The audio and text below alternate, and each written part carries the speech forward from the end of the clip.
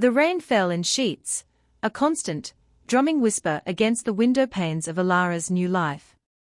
It was a sound that should have been cleansing, a washing away of the grime of her past, but tonight it only felt like a cage.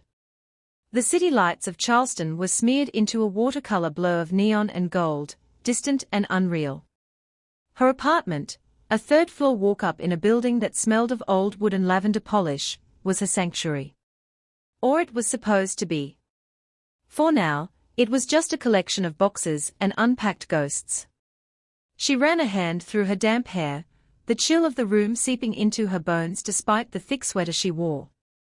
Exhaustion was a physical weight on her shoulders, a familiar ache from years of looking over her shoulder. But this was supposed to be different.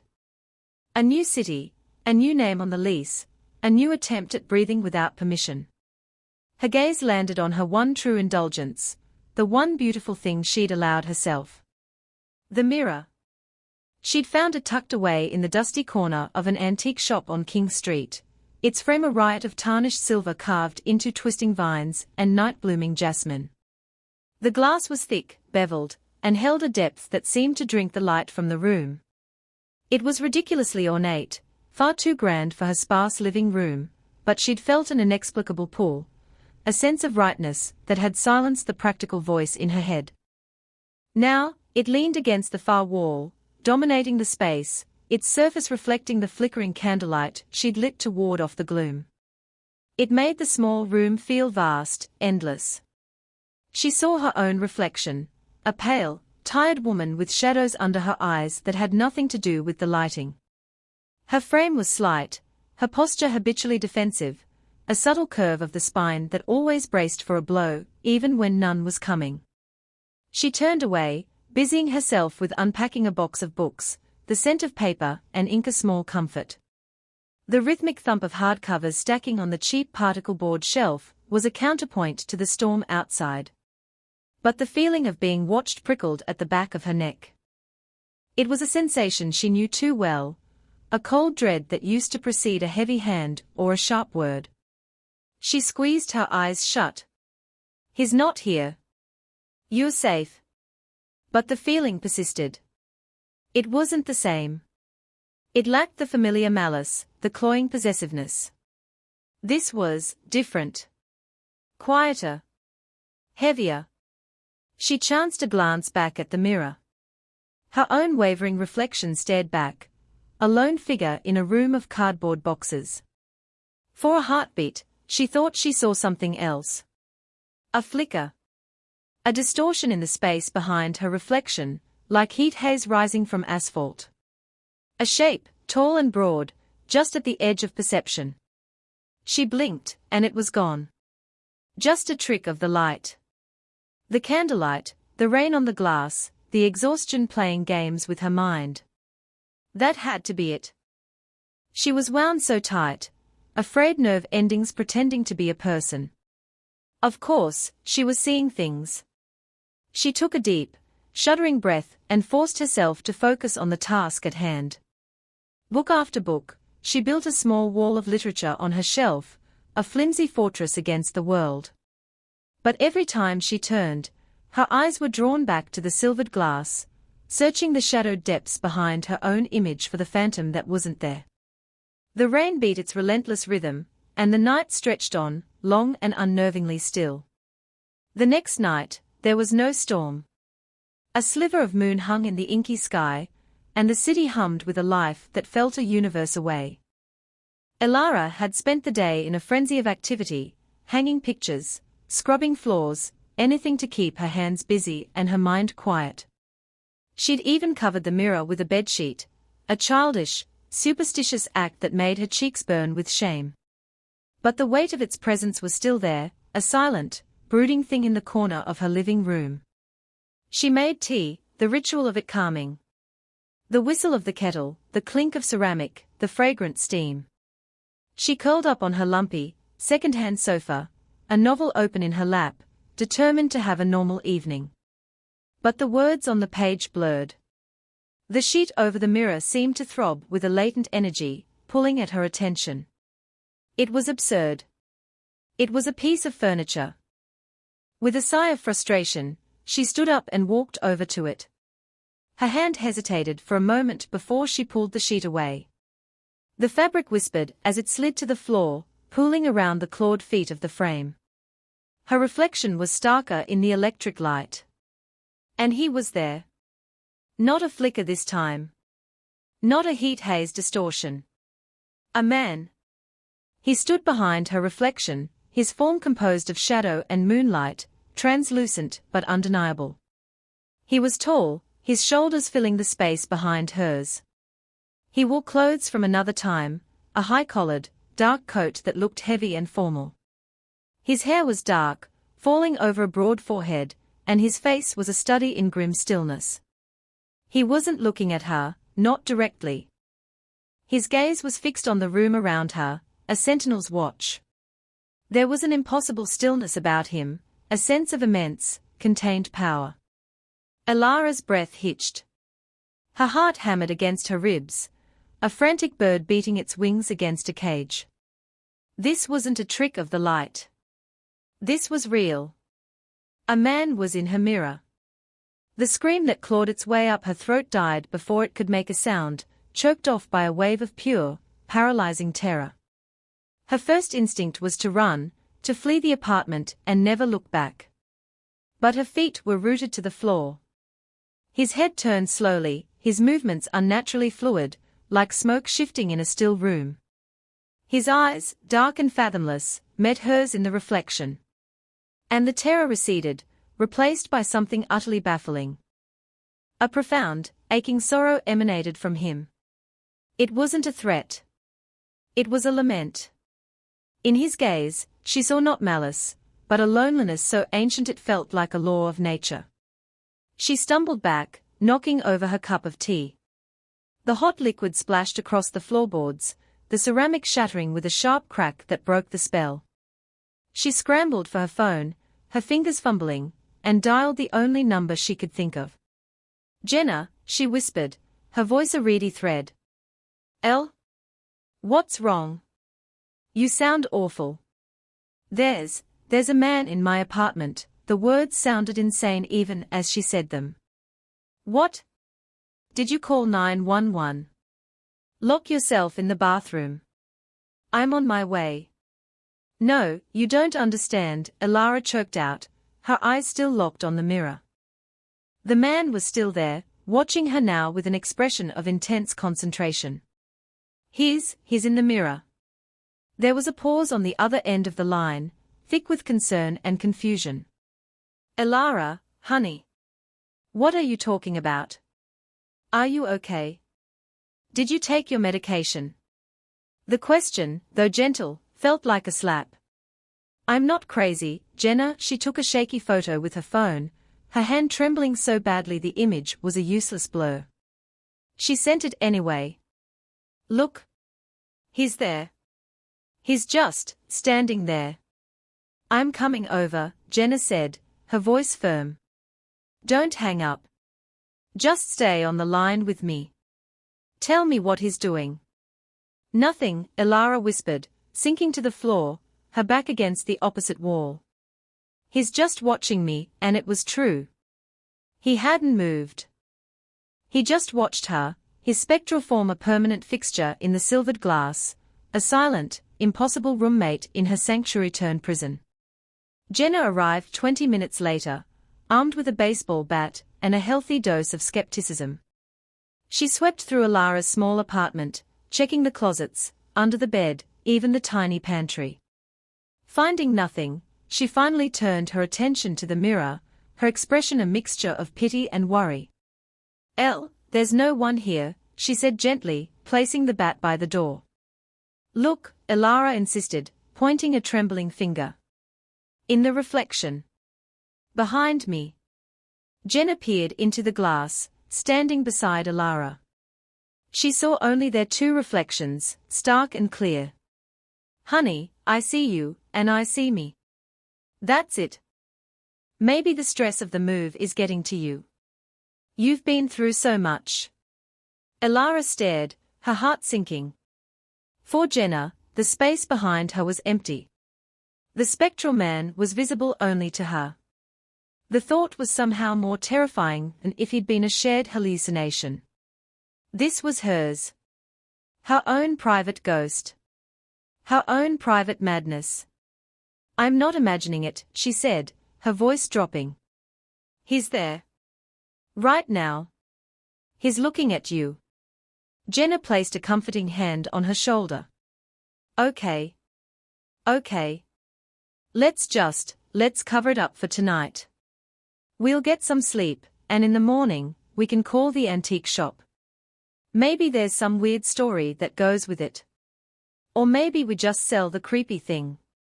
Reluctantly, Elara agreed. Together, they draped the heavy sheet over the mirror again. The moment the glass was obscured, the oppressive weight in the room seemed to lift. The air felt lighter, breathable. But Elara knew he was still there, behind the cotton barrier, watching and waiting.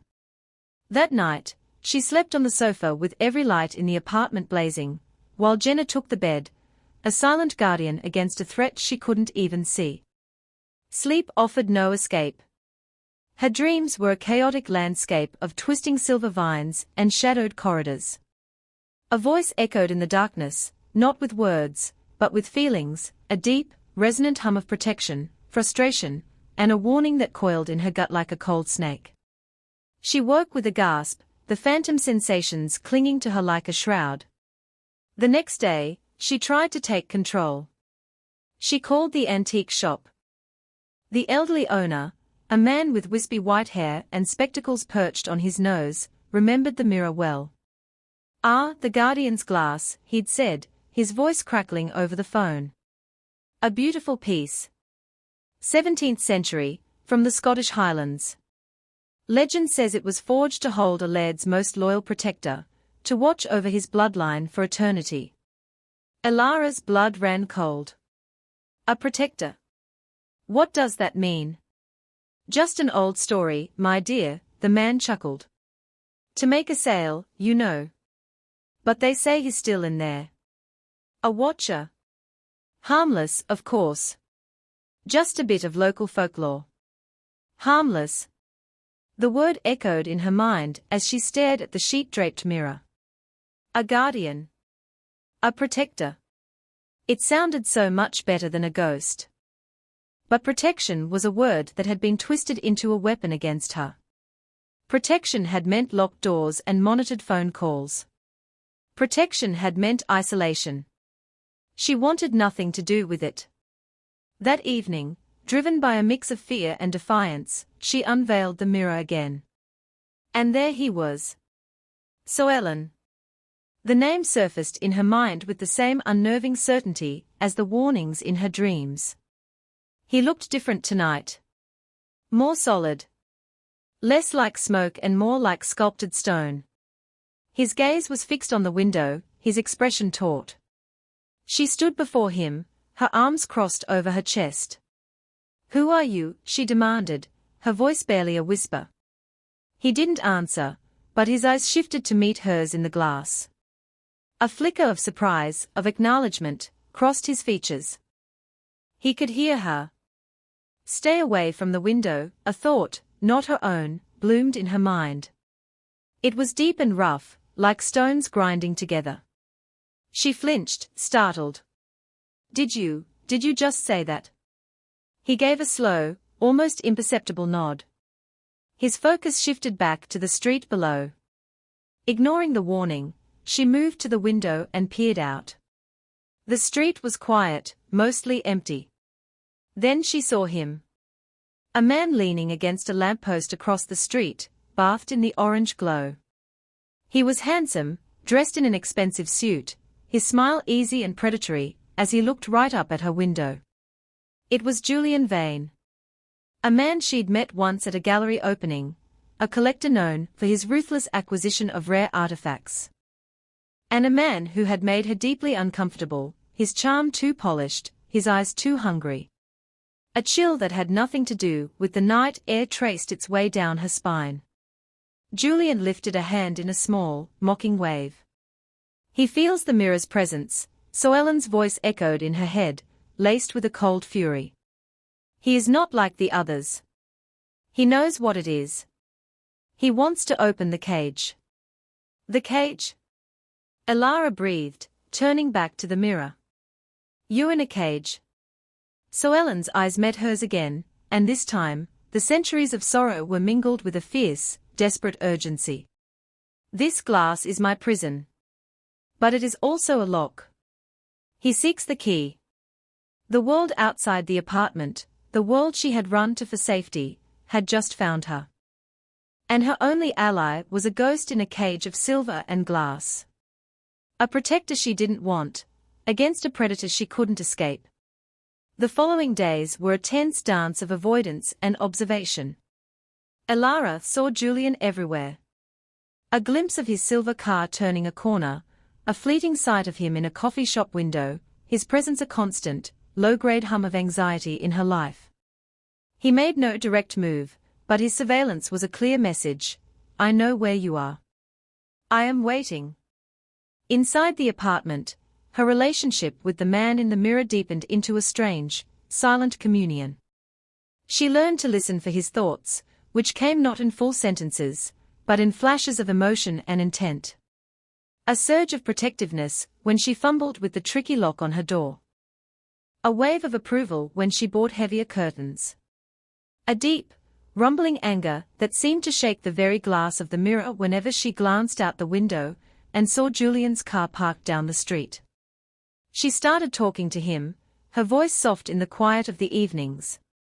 She told him about her day, about the novel she was reading, about the suffocating fear that Julian's presence ignited. She told him things she'd never told Jenna, secrets locked away behind walls of shame. She spoke of her ex, of the man whose protection had nearly erased her. Soelan listened. He was a perfect confidant, his stillness a comfort. He couldn't interrupt, couldn't judge. He could only watch, and through the glass, she saw the grim lines of his face soften with something akin to empathy. One evening, as she described a particularly cutting remark from her past, a single, spectral tear traced a path down his cheek in the reflection. The sight undid her. She pressed her palm against the cool glass, directly over his heart. Why you, she whispered. Why are you here? The answer came slowly, pieced together from images and feelings that flooded her mind. A windswept Scottish keep. The smell of peat smoke and rain. A vow sworn in blood and magic. He was a guardian, eternally bound to protect the bloodline of the laird who had been his friend, his brother in arms. A bloodline that had, through centuries of winding and branching, led directly to her. He had been bound to the mirror in a desperate act to save his charge from a sorcerer who sought their power. A sorcerer whose own lineage, she realized with a sickening lurch, had led to Julian. So this isn't a coincidence, she murmured, her hand still on the glass. He's not just a collector. This is ancestral. A feeling of profound affirmation flowed from him. He seeks to finish what his ancestor started, to shatter the prison and consume the power within. Your power. My power. I don't have any power. His spectral form seemed to lean closer, his eyes burning with an intensity that transcended the glass. It sleeps in your blood. The blood of the line I am sworn to protect. It is why you can see me. It is why he hunts you. The revelation was staggering. It recontextualized her entire life, her sense of being different, her oversensitivity, the feeling of a latent energy she could never quite name. It wasn't weakness. It was dormant strength. And Julian wanted it. That night, for the first time, Elara felt a flicker of something other than fear. It was a hot, sharp spark of anger. Her life was her own. Her sanctuary was her own. And this power, this heritage she never knew she had, was her own. No one was going to take anything from her ever again. She looked at Soelan's reflection, at his steadfast, lonely vigil, and made a silent vow. He was trapped protecting her. She would find a way to free him. They would face this together. The dynamic had shifted. She was no longer just the protected. She was his partner. Soelan's POV. Time does not pass within the glass. There is only the long, unbroken vigil. Centuries bleed into one another, a grey smear of changing fashions and shifting light in the rooms the mirror has occupied. I have watched families rise and fall, children grow old and die, their faces fading like smoke. I have watched the bloodline I am sworn to thin and scatter, the old magic fading with each generation. I have been a silent witness, a forgotten story, a ghost in a frame. The loneliness is a physical thing, a crushing weight that would have shattered a mortal mind long ago. My only anchor has been the vow. Protect the bloodline. It is the core of my being, the singular purpose that keeps the edges of my consciousness from fraying into nothing. Then, she found me. Elara. The moment she touched the frame in that dusty shop, a jolt went through my prison, the first real sensation in 100 years. The dormant magic in her blood called to the magic of my binding. When she brought me into her home, it was like the sun rising after an eternal night. I see the world through her eyes now. I feel the echo of her fear, a cold, familiar poison that I long to burn away. I see the shadows of her past in the way she flinches at sudden noises, in the defensive curl of her shoulders. A rage, ancient and terrible, stirs within me. The desire to hunt down the one who hurt her is a physical fire, but I am powerless, a phantom trapped behind an impassable barrier. This helplessness is a torment far worse than the loneliness. And now, he is here. Vane. I feel the taint of his lineage, the same dark, greedy magic that trapped me here. He circles her like a shark, tasting the power in the water. He does not see a woman, he sees a prize, a key. The vow screams in my soul. Protect her. When she speaks to me, her voice is a balm on a wound I didn't know I still had. She looks at me not as a monster or a curiosity, but as a person. She confides in me. She trusts me. This fragile trust is more precious than any freedom. It is an anchor stronger than the vow. When she placed her hand on the glass, her warmth a phantom touch against my cold existence, the foundations of my prison trembled. For the first time, I felt not just the duty of the vow, but the fierce, personal desire to protect her. Elara. Not the bloodline, but the woman. The strong, terrified, resilient woman who sees a guardian where others would see only a ghost. She is learning. The power within her stirs, answering the call of the threat. She thinks she is weak, but I see the steel in her spine. I see the fire she hides behind her fear. The sorcerer, who trapped me, underestimated my laird, and Julian Vane is underestimating his last living heir. I will not let him harm her. I will pour every ounce of my will, my energy, my very essence through this glass to shield her. I may be a prisoner, but my cage will be her fortress. And I will show her the strength she doesn't know she possesses. The strength to not only survive, but to fight back. The strength to set us both free. The breaking point came on a Tuesday. The air was thick and humid, promising a thunderstorm that refused to break. Elara had spent the day researching, cross-referencing the antique dealer's folklore with online historical archives.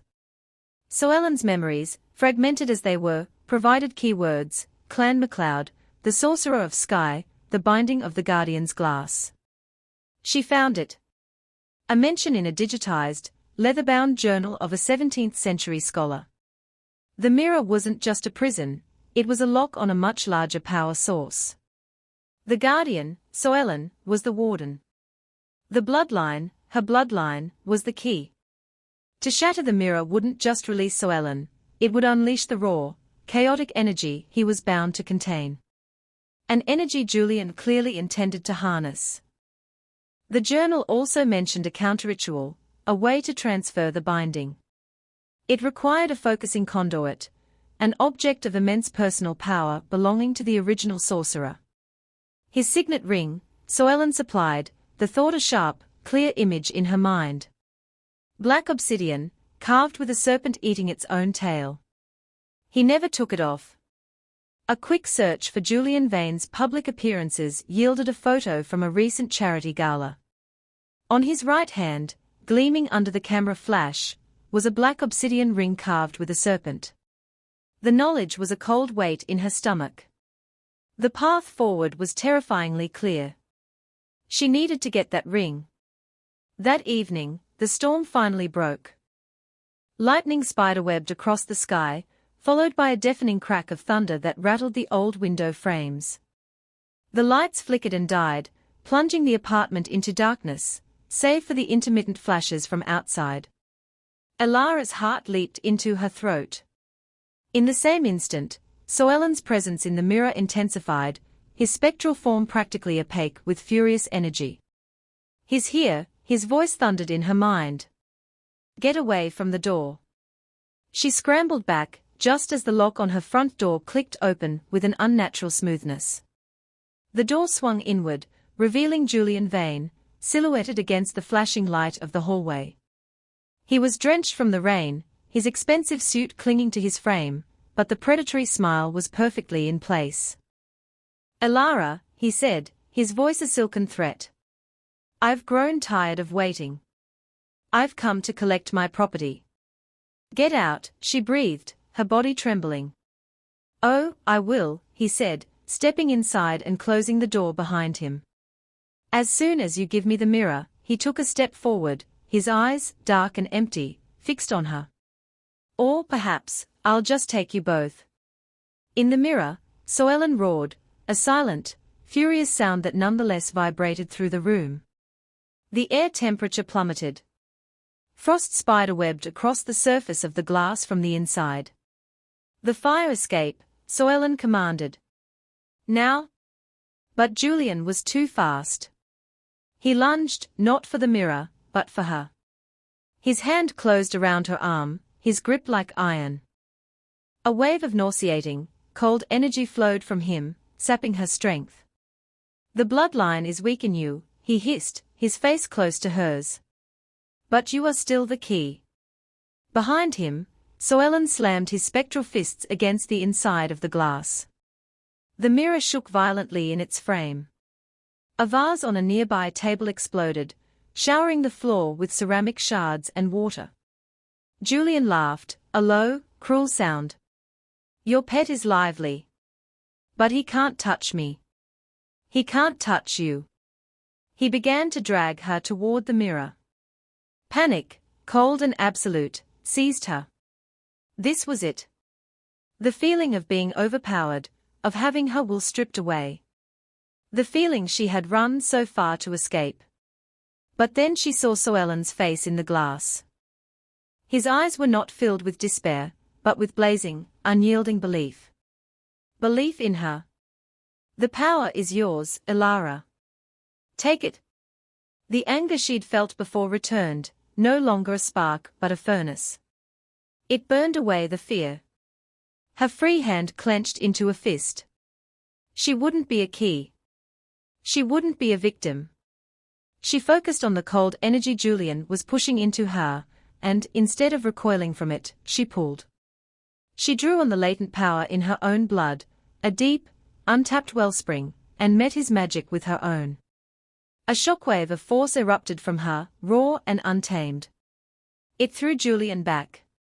He stumbled, his eyes wide with genuine surprise, his grip on her arm broken. "Impossible," he snarled. She didn't give him time to recover. She lunged, not with magic, but with the desperate strength of a survivor. She brought her knee up hard, catching him in the stomach. As he doubled over with a grunt of pain, she wrenched the obsidian ring from his finger. The moment it left his skin, he screamed, a sound of pure agony as his connection to his borrowed power was severed. The ring in her hand felt like a block of ice, pulsing with a dark, malevolent energy. "What do I do?" she shouted at the mirror, backing away from the writhing form of Julian on the floor. "The ritual in the book. The words." Soelen urged, his own form flickering as he poured his energy into communicating. Bind him to his own anchor. The words from the scholar's journal surfaced in her mind. She held the ring aloft, its dark energy fighting against her, trying to worm its way into her thoughts. She focused on Soellen, on his steadfast presence, and began to chant the ancient Gaelic words. The room became a vortex of power. The wind from the storm howled outside, and a cold, dark energy rose from Julian, coalescing around the ring in her hand. It was a battle of wills. His greed against her will to live. His dark heritage against her dormant power, now fully awake. He is the anchor, she cried, the words of the ritual burning her throat. Let the serpent consume itself. Let the prison find its master. She thrust the ring towards Julian. A torrent of black energy, the very essence of the sorceress curse, erupted from the mirror, bypassed her, and slammed into him. It enveloped him, pulling him not into the mirror, but into the tiny, dark confines of the obsidian ring. His screams became thin and reedy, then faded into silence. The ring clattered to the floor, no longer cold, but inert. A simple piece of stone. The apartment fell silent, the only sound the drumming of the rain and her own ragged breathing. The oppressive energy was gone. The room was just a room again. She turned to the mirror. Soellen was still there, but his form was clearer, more solid than ever before. The frost on the glass was melting. He looked at her, his dark eyes filled with an emotion so profound it stole her breath. Awe? Pride? And a love that spanned centuries. He slowly raised his hand and pressed his palm against the inside of the glass. Hesitantly, she mirrored the gesture. This time, she didn't feel cold glass. She felt a faint, tingling warmth. A connection. You did it, his voice was a soft whisper in her soul. You are no one's key. You are the master of the lock. Tears streamed down her face, tears of relief, of terror, of a strength she never knew she possessed. She had faced the monster from her nightmares, both the new and the old, and she had won. But her guardian, her partner, was still a prisoner.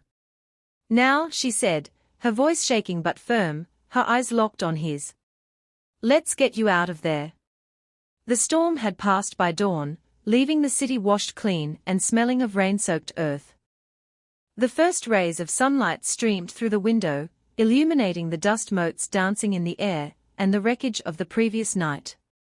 Shards of the broken vase littered the floor, and the obsidian ring lay where it had fallen, a small, dark speck of contained evil. Elara felt a profound exhaustion deep in her bones, but it was coupled with a clear, calm sense of purpose. She had spent the rest of the night with Soellen. They didn't speak of the fight, or of Julian. Instead, he showed her things. Images in the glass, memories from his long vigil. He showed her her own ancestors. A stern-faced woman in Victorian England, a young boy hiding in the Highlands during the clearances, a laughing woman on the deck of a ship bound for America. He showed her the line of quiet strength she had inherited, a legacy not of magic, but of survival. Now, she stood before the guardian's glass, the scholar's journal open on the coffee table. There was another ritual. Not a binding, but a release. It was simple, yet profound. It required the willing consent of both the guardian and the key, and a sacrifice of blood from the bloodline, given freely upon the glass. An act of ultimate trust. Are you ready? She asked his reflection. His image was calm, the grim lines of his face relaxed for the first time. He gave a single, solemn nod. My watch is over. The vow is fulfilled. I am ready to be. Soellen. Her heart fluttered at the sound of his name in her mind, spoken with a sense of self he hadn't possessed before. She took a small, silver letter opener from her desk, one of the few things she'd kept from her old life. Her hand trembled slightly as she held it over her palm. The fear was a ghost, a memory of pain inflicted, of blood spilled in violence. Seeing her hesitation, Soellen's voice was gentle. Elara. You do not have to. This is your choice. Always. His words were the final key. The consent, the respect for her agency, was everything. This was not an act of coercion, it was a choice. Her choice. She took a deep breath and made a small, clean cut on the fleshy part of her palm. A line of crimson welled up, shockingly bright in the morning light. She pressed her bleeding hand to the mirror, directly over his heart.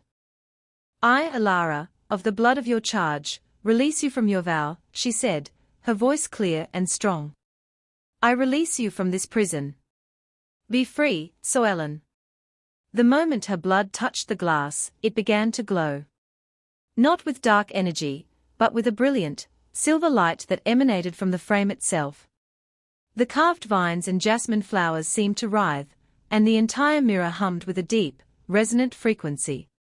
Soellen's form in the reflection became blindingly bright, dissolving into the light. Alara shielded her eyes as the light filled the room, warm and pure.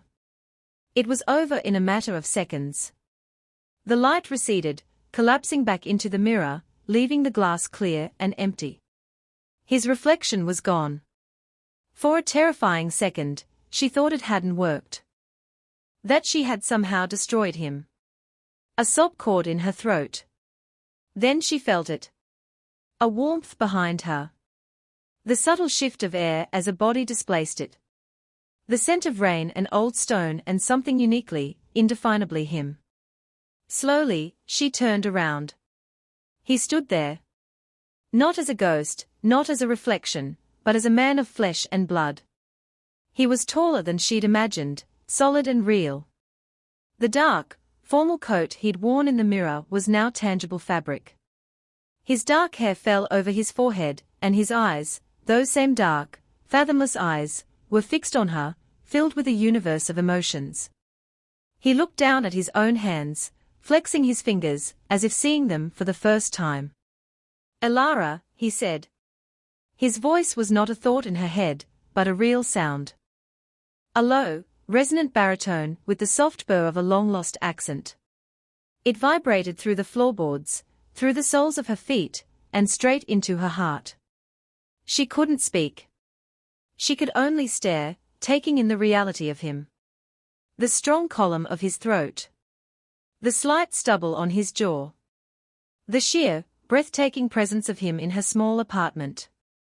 He took a hesitant step toward her, his movements careful, as if he were relearning how to walk on solid ground. He stopped a few feet away, his gaze falling to her hand, still held aloft, the cut on her palm already beginning to heal. Gently, as if he were afraid she might shatter, he reached out and took her hand in his. His touch was real. Warm. His skin was slightly rough, calloused, the hand of a warrior. A jolt, electric and warm, shot up her arm. It was 1,000 times more powerful than the phantom connection through the glass. It was grounding. It was real. He lifted her hand, his eyes never leaving hers, and pressed a soft, reverent kiss to her palm, directly over the wound. Thank you, he whispered against her skin. Tears she hadn't realized she was holding back began to fall freely. She started, but the words wouldn't come. He simply stood there, holding her hand, letting her cry. He was a bastion of stillness and strength, an anchor in the storm of her emotions. When her sobs finally subsided, he used his thumb to gently wipe a tear from her cheek. His touch was exquisitely tender. It's over, he said softly. She nodded, her gaze drifting to the mirror. It was just a mirror now. An beautiful antique, but its depths were empty, reflecting only the sunlit room and the two of them, standing together. Free. What now? She asked, the question encompassing everything. His past. Her future. Their impossible present.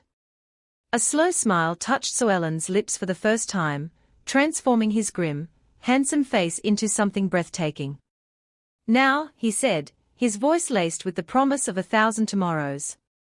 We begin. And looking at the man before her, solid and real and choosing to be there with her, Ilara finally felt the last of her ghosts begin to fade. She was not a victim. She was not a key.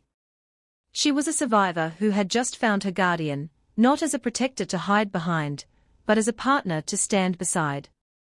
Her new life hadn't truly started when she'd unlocked the door to this apartment. It started now,